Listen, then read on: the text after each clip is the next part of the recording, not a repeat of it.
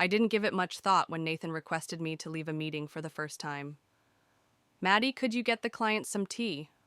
"Without even looking my way," he said. After a moment of blinking, I nodded. I had created, modeled, and presented the Latin America expansion plan last quarter, and the 6 men at the table were all discussing it. I walked out of the room. Keep quiet. Expert. I was almost proud of myself for reaching for the teacups without letting my hands shake. The room I used to lead now hardly recalled I had a chair there, but it was easier than facing the reality. Our company was Royce and Beck. We started with just 2 laptops, a folding table, and an abandoned Indiana warehouse.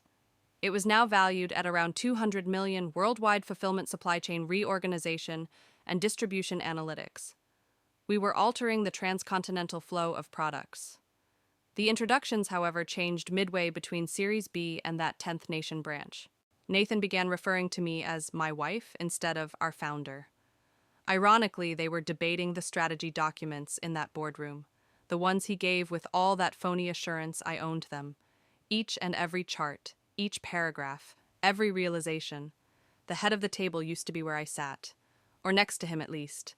However, my seat was gradually being pushed in the direction of the wall these days, across from him first, next diagonal. Now, unless someone wanted snacks, I wasn't even there in the room. When Nathan first introduced me at tech summits, he was beaming with pride. He would put his hand at the small of my back and remark, "Madeline is the brains." I simply try to stay up to date. He was no longer that person. Furthermore, I had no idea when exactly he had vanished. I recall the evening that kept our business afloat. 3 years ago, our global arrangement with Argus Corp was in shambles when our freight agreement with Singapore fell apart. Nathan was breathing like a man trapped in a fire as he paced our tiny condo's corridor. He declared, "We're done," at approximately 1:45 a.m. "We cannot reroute from Indonesia in time, so there is no backup plan." I had 2 laptops open on the floor with import risk evaluations and printed tariff data all around. I said to him, "Give me until sunrise." I was able to avoid 2 significant export delays, create a workaround utilizing mid-tier Malaysian carriers, and boost our profit by 8% by 5:30 a.m. Before he lifted me into the air, he hadn't even read the last page of the plan. He whispered into my neck, "This is the reason I married you." 3 years later, he dismissed me as if I were an overpaid assistant, and I was pouring jasmine tea into glass cups.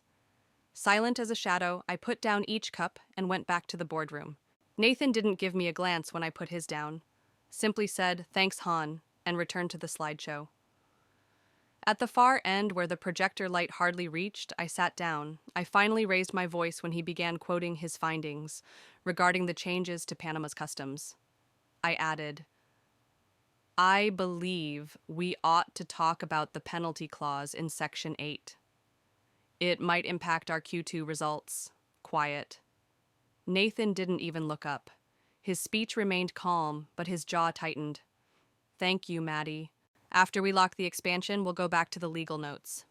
If we don't take care of those legal notes before the MOU is filed, it could cost us $4.2 million. Mr. Allridge, an elderly and perceptive board member, cleared his throat. "In fact, I'd like to hear Madeline's opinion." Nathan's expression remained fixed. "We don't have enough time. Maddie has already recorded it. I will share it later. Simply, Maddie.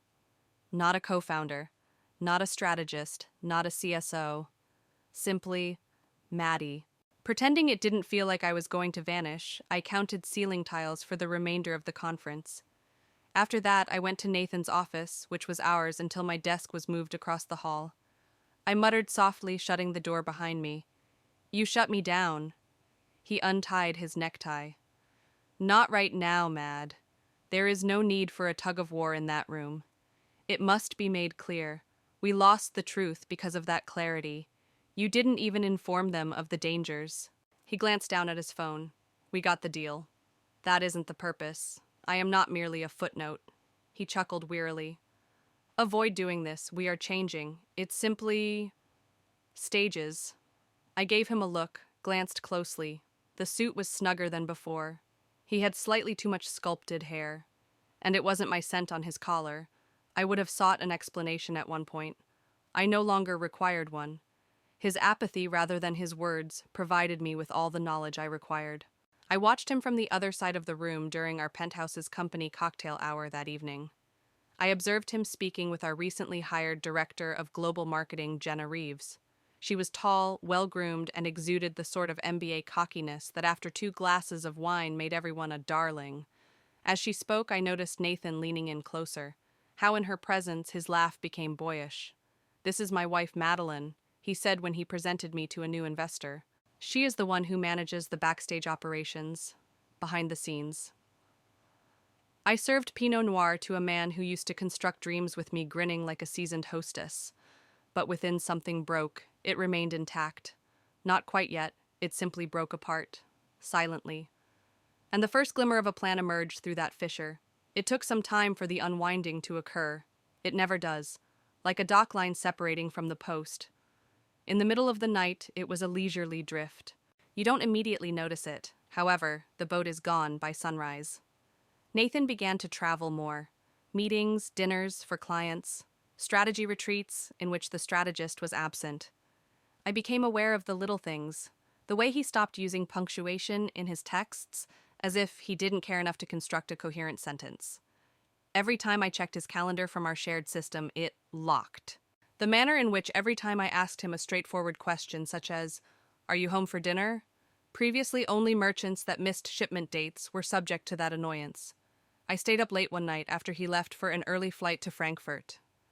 I had no intention of digging at all. I would like to view the distribution rollout timetable that we previously shared. Our synchronized calendar, which we established years ago when we couldn't afford to miss a single Zoom call, was the result of habit. There was no flight to Frankfurt, however a hotel reservation was made. The Palms of Elysia, 2 evenings, beginning on Friday. My birthday. He had made no mention of my birthday. Naturally, the reservation was in his name. However, the room we had celebrated our 10th anniversary in the same suite. The same one that I had previously filled with black truffle risotto and rose petals. Who was staying with him was not mentioned. However, I knew that without the booking confirmation, I changed tabs. We used to travel all the time when we were first starting the business. We had connected our devices' texts, calendar, and cloud drive to keep in touch. He had never unplugged them. I was able to see his message history with only one tap. Not even encryption was used for the texts. The tone conveyed everything, including winks, late-night emojis, jokes about conference room, lingerie colors, and weekend confirmations even though the contact was not stored. Black or red. The view is worthy of red. I'll be deep in Frankfurt deals. I told everyone. Nobody is going to call. Brought the bubbly. The fun comes from you. That was it. Not only the treachery, but also its indolence. He made no effort to conceal it from me. An alibi was not made up. I didn't consider what he might say if I told him. Because he didn't think I would. I wasn't upset. Not quite yet. I refrained from crying. I refrained from screaming. I sat there staring at the TV, wondering when, precisely, he stopped being afraid of me, or worse, someone he no longer paid attention to. I prepared his favorite dinner that evening. The entire meal includes garlic aioli, grilled fennel, and sea bass. His favorite Italian red was poured, the one he kept for real tasteful clients. Distracted, he arrived late, putting down his briefcase, untying his tie, and laughing at a text. "Long day," I inquired. He kissed my cheek without looking at me, whispering, "Frankfurt is going to be brutal." I observed him, examined him. In my blind zone, the man who had earlier freaked out over losing my ring at the airport was now plotting his escape. I inquired about my birthday during supper. He responded, "Oh, as though I had brought up garbage day. I will not be in town. Next week, however, we will rejoice. What is your favorite restaurant? I'll make a reservation there. The one with the patio lighted by a torch." I grinned. "It's all right. Frankfurt will definitely keep you occupied." I opened my laptop that evening and made a new folder while he was taking a shower. I gave it the moniker Phase 0. I included all of the screenshots, text messages, and email confirmations. Everything.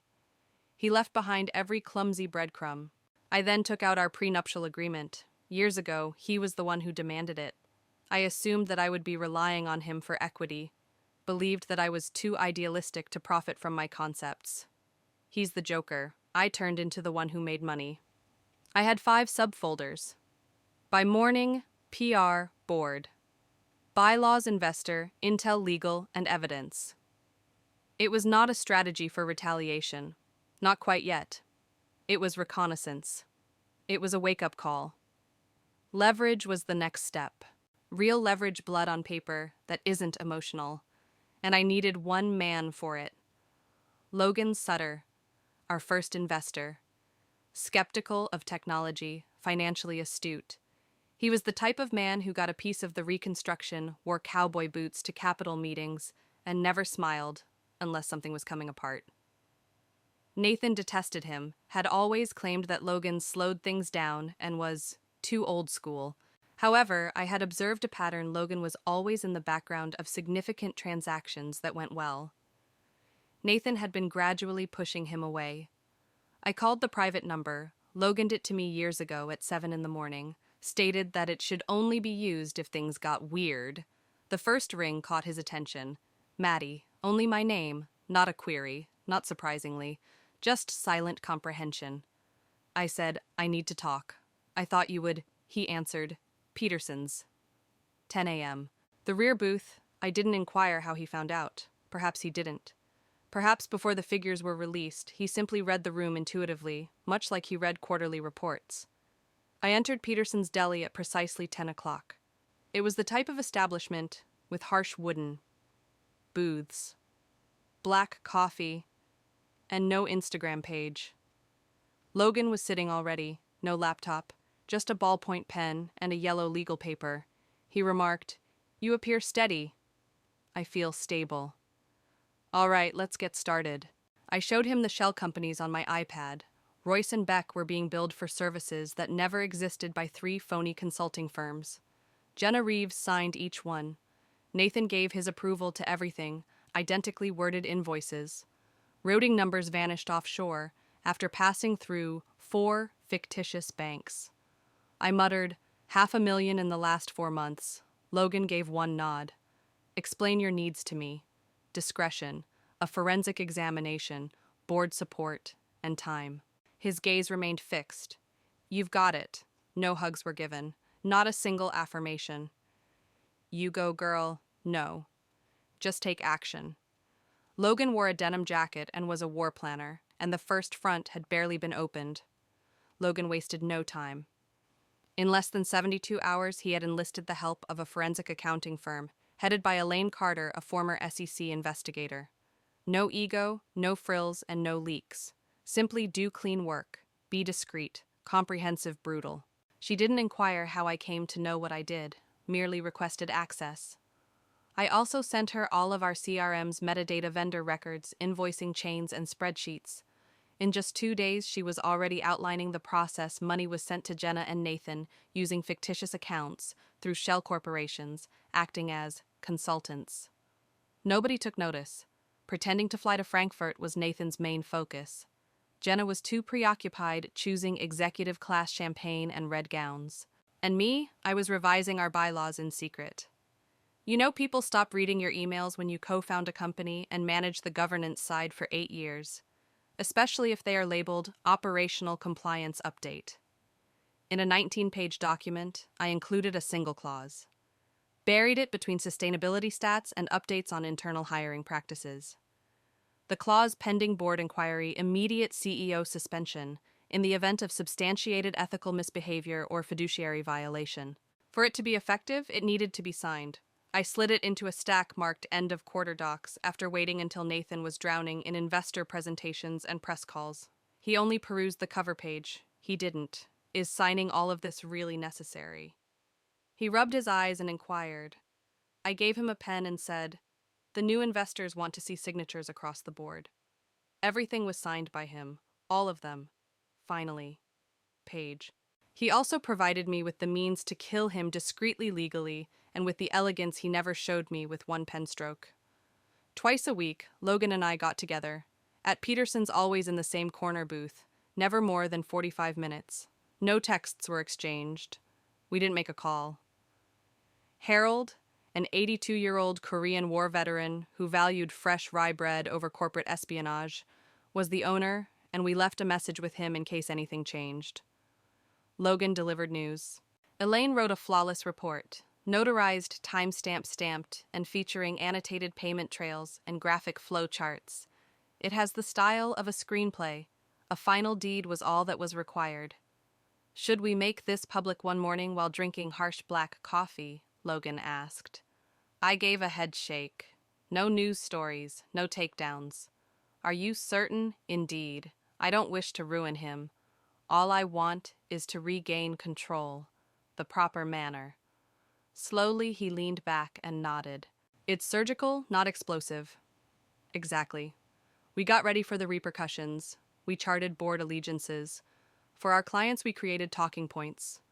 We created a financial, not a personal narrative. The most difficult aspect was emotionally separating myself from the betrayal while maintaining my professional stance. For my birthday, Nathan assumed I was frosting cupcakes. I was trying to get him to leave our company. According to his out-of-office statement, Nathan was in Frankfurt on Friday, my 39th birthday. Actually, he and Jenna were checking into the Elysian Palms. He once said, "We'll build an empire," and they reserved the same suite. He would undress the woman who was assisting him in embezzling business monies in the same suite. 2 days prior, I made a call to the motel. "Welcome back, Royce," the concierge remarked with a smile. "You have been missed," I said. "I need a suite, if at all possible, next to the Aurora room." A brief silence. "We can give you the Larkspur suite, which is on the same floor and just down the hall." "That will work." I arrived at 2 p.m. sharp, wore Nathan's favorite slate gray blazer from when he was still able to recall birthdays. My laptop was set up on the glass desk, filled 2 wine glasses with sparkling water. Not champagne, not a seduction. Making him envious was not the goal here. I wanted to give him a sneak peek of who I would be without him. A bellhop I had previously tipped texted me at 6:09 p.m. saying, "He's here alongside her." 7 minutes later, Logan showed up. Not much fanfare, a leather briefcase and a soft knock. He said, "They're going to the room." "Well done." He set the big manila envelope beside the glasses on the coffee table. Inside, complete and conclusive evidence. Invoices, routing information receipts, and SEC-level records. For some minutes, we sat in silence. "There are 2 generals waiting for the first move." Logan declared, "They'll pass this room." "Excellent." I slightly opened the suite door, allowing music and light to flow into the hallway. It's subtle, but unavoidable. The tune, Take 5. Cool jazz. Not dangerous. Easy. At 6:38, footsteps were heard, first the heels, Jenna's. Then Nathan laughed quietly. Then there was stillness. The door caught their attention. The light was visible to them. Across from a woman wearing pearls, they could make out the form of Logan Sutter wearing a fitted gray jacket, looking through legal documents. Me, the silent tempest. They ceased to laugh. They slowed. In the void, Nathan's face emerged. Initial misunderstanding. Then acknowledgement. Then pandemonium set in, twisting his mouth into something savage. I raised my drink and looked him in the eyes. I said, "Happy birthday to me." Logan remained silent. He was not required to. Nathan stepped forward once and stopped. When Jenna saw Logan, the one investor she earlier referred to as deadweight during a conference she believed I wouldn't attend, her eyes widened behind him. At last, Nathan was able to speak. "This isn't what it looks like, Maddie." "No," I replied. "It's worse." Then I shut the door. Gentle, final. Not a book, but the conclusion of a chapter. Logan exhaled deeply. "That will remain." I took a seat. "Be calm, positioned, all set." "Monday is the board meeting," I stated. "Let's get this done." There was no drama during the weekend, at least not from me. I could hear murmurs outside my suite. Anxiety. One door slammed. Jenna's voice rose, then fell away once more. Nathan walked quickly up and down the hallway, resembling a man circling a fire with no way out. But I didn't participate. I read. I dozed off. I even spent 30 minutes on the phone with my sister in Vermont, discussing her garden. I was thinking about nothing and everything as I lay in bed that night, gazing out the floor-to-ceiling window at the skyline. Adrenaline was absent. Don't worry, simply remain calm, since the game had already ended. Just the official handshake on the outcome took place on Monday. The scheduled time for the board meeting was 8:00 a.m. at 7:15. I got there, suit made of charcoal, an ivory blouse, no dramatic makeup, no intimidatingly high heels, pure, silent strength. Logan was already there talking to two board members, Meredith from operations and Hal from compliance, while standing close to the coffee station. When I entered, they both nodded, not as a greeting. In acknowledgement, everyone was there by 7:45. Nathan, that is. Jenna, too. That boardroom had a distinct kind of silence. Don't make awkward jokes. No idle chatter. Only tight lips and rattling papers. They were aware that something was imminent. Simply put, they had no idea how surgical it would be. Nathan entered the room at 7:58 by themselves. I'm not holding a phone. No laptop. The only thing on his face was the shadow of a restless weekend. After giving a single, non-specific nod, he sat down at the head of the table. Logan got up and started giving each board member a slender, black folder. There is a matter of urgent concern before we proceed with the expansion review, he stated. Nathan didn't raise his head. However, his hands flexed against his chair's arms. The board members opened their packets one by one. The room was silent as if it were fog. Transaction logs, forensic analysis route trails, and the clause he had personally signed were the sole facts included within. No stories, nothing to say. Only clear clinical proof. I got up when they finished reading. As you are aware, 3 weeks ago, this board approved an amendment that permits immediate executive suspension in the event of credible ethical misconduct. I spoke steadily, measured. I am using Section 12B of our current bylaws, which has been signed and filed with the full executive endorsement today. I stopped. The documents in front of you show an 8-month pattern of money theft that was made possible by phony vendor invoices. Third-party forensic accountants have tracked down the payments which directly link to offshore accounts belonging to members of this leadership team. Nobody appeared perplexed. Not a single eyebrow was lifted. Nothing but silence. This misconduct puts the firm at serious legal and reputational risk, violates our fiduciary duty, and betrays investor trust. At last, Nathan raised his head, not upset, not cocky, simply hollow. I declared, with immediate effect, Nathan Royce is suspended from all CEO responsibilities, pending additional investigation. Hal cleared his throat, breaking the stillness. Drive to assist the emergency succession plan, Meredith murmured. Seconded, without even raising her gaze. Everything in favor, all hands raised, even Roland, who once jokingly remarked that I would be more adept at politics than strategy. Nathan remained silent, didn't protest. It was airtight, he knew. Was aware that it was lawful. I knew the knife had come from his own pen. I made eye contact with him. Not in a mean way, not with victory, simply with the weight of reality. I whispered, "You forgot who you married." But I never lost sight of my identity. I collected my notes and left the meeting after it was over. No hugs, no cheers, just silence in the hallway, and the silent acknowledgement that a woman no longer had to struggle to have a place at her own table. There were never any headlines. No posts on LinkedIn became viral. Keep tech blogs quiet. No offshore laundering or executive affairs exposés. Because what I had done didn't need to be seen by everyone. All I needed was for them to see what I would do. 3 days later, Jenna took her leave of absence. No farewell celebration. There was only a security guard at the side door and a silent envelope on Logan's desk. She reportedly returned to Chicago, joined a nonprofit organization, never worked for another private company. Nathan said nothing. He emailed for a week or so, a couple of texts, a lengthy voicemail. Security turned him away when he arrived at the workplace without permission, saying he only wanted to talk. He attempted to call Logan. He attempted to contact the board. He even had his mother, who had said that I was too calculating for family life. Send me an email. She wrote, Nathan has lost. He is shattered. He claims to miss the collaboration. I only responded once. When he began concealing bank statements, the partnership came to an end. And then I stopped answering. Totally. Both online and offline.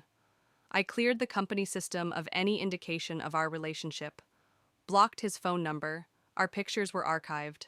I disconnected his name from all of my creations. Like a smear removed from glass, he vanished, and everything started to shine once more in that cleared area. The actual squad began to breathe in a new way.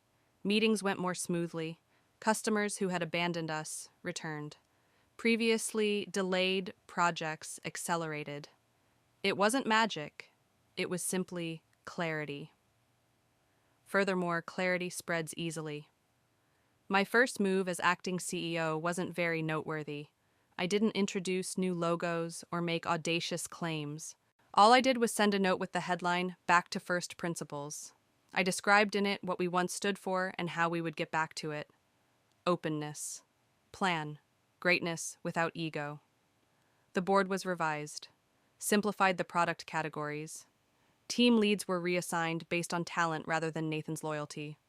Furthermore, our figures in just 6 months were more powerful than any press release. Revenue increased by 22%. 40% fewer employees are leaving. Nathan signed 3 worldwide contracts, the kind he would never be able to close without winning and eating for months. I never made friends with Logan. However, we improved and got aligned. That night at the Elysian Palms was never mentioned by him. He didn't boast about his part in the takedown. Every week, he simply arrived, went over the figures, provided insightful criticism, and then quietly left. I knew I had picked the appropriate partner this time because of that. Someone who wasn't seeking attention, only outcomes. Logan came into my office one evening with a bottle of Syrah and a brief letter following a long planning session to the woman who needed only the truth and no crown. He left. Like a ghost, he left the drink and vanished into the elevator. For a minute I held the bottle and waited for the words to sink in. I poured 1 glass after that. Only 1. I drove it to my rented flat, which was 40 stories high, with spotless walls, empty closets, and plenty of windows. No pictures of the wedding. Don't share a toothbrush. Not a trace of my outgrown life. With a glass in hand, I stood on the balcony and listened to the city buzzing below. The future was broad and expansive because I had made room for it to flourish again, not because I had destroyed everything, and nobody was going to leave me out of the story this time. I would never be referred to as the woman behind the scenes. The scene was me, the designer. With steadier hands, sharper eyes, and an unwavering sense of self, he rebuilt everything. The final words in Nathan's email were, "What are you looking for from me? Resolution?" I never answered. Because you don't get closure from anyone. It's the result of leaving a boardroom with your name on the door, your spine straight, and your voice composed. Retaliation is unnecessary. There's no need to cheer. Only glass, unambiguous, tidy, unbreakable, similar to me.